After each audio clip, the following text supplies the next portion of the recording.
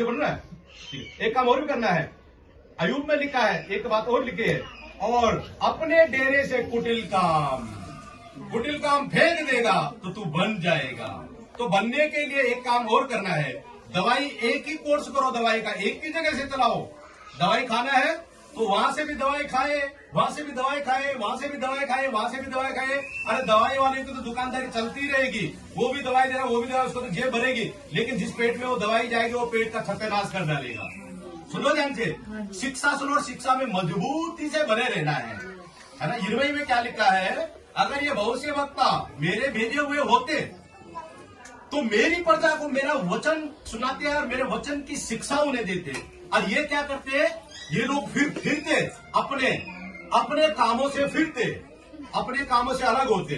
ठीक है ना। तो परमेश्वर चाहता है कि उत्पत्ति के द्वारा जो भी आपने खाया है, वरन जो आदम के द्वारा खलवाया गया है, पीढ़ी तक चल हमारे साथ चल रहा है, उसको अगर आपको जीतना है, उसके साथ में रहेंगे तो आप बर्बाद हो जाएंगे, क्योंकि वो परमेश्वर का वचन का विरोधी मन है।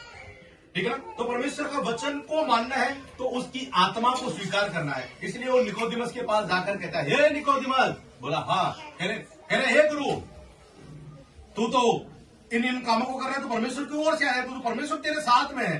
तो उसका जवाब देने के बजाय बढ़ाई करना था ना प्रभु को उसकी, लेकिन बढ़ाई करने के बजाय परमेश्वर उसको निकोदिमस का कहता है, हे निकोदिमस, मैं तुझसे सच कह रहा हूं, तुझे नए सिरे से जन्म पाना है, तुझे आत्मा में नए सिरे से जन्म पाना है। और अगर तेरे अंदर परमेश्वर का, ईश्वर का आत्मा नहीं आएगा तो जो आत्मा तुझको है वो तुझे इस जीवन में मेरे से अलग रख कर तुझे वहां भी नर्क में लेकर चले जाएगा। तो इसलिए तेरे पास वो आत्मा है, इसलिए तू यीशु का मन और उसका आत्मा को स्वीकार करेगा, तो जो मेरा आत्मा तेरे अंदर आएगा वो तुझको इस आत्मा से जितवाएगा, इस स्वभाव से जितवाएगा।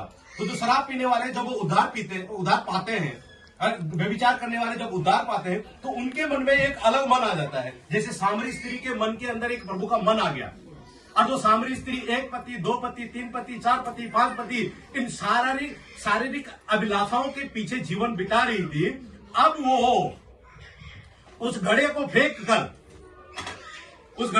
एक अलग दिशा में, उस दिशा में जिस दिशा में कभी नहीं गई थी, उस दिशा में जाने लगी। ये तो लोगों के पास जाती ही नहीं थी। क्यों? ये घड़े जब पानी भरने के लिए जाते थे उस टाइम जाती थी जब वहां पे भीड़ नहीं रहती थी, जब लोग सुबह भी नहीं थे सामने। लोग पानी भरने के लिए कब जाते हो पता है? सब लोग गांव दराजे में कब पानी भरने के लिए जाते हैं? सुबह पानी को जाते हैं, शाम पानी को जाते हैं, सुबह और शाम जाते हैं, लेकिन दोपहर में कोई नहीं जाता। चलाते और कड़कड़ाती धूप में सब क्या करते हैं? आराम करते हैं। लेकिन इसने 5 पति कर चुकी थी और सबकी नजर में सबसे गंदी बन गई थी ये। लेकिन ऐसे गंदे को बचाने के लिए कौन आता है? कोई उससे बात करना नहीं चाहता है, लेकिन यीशु उससे बात करता है।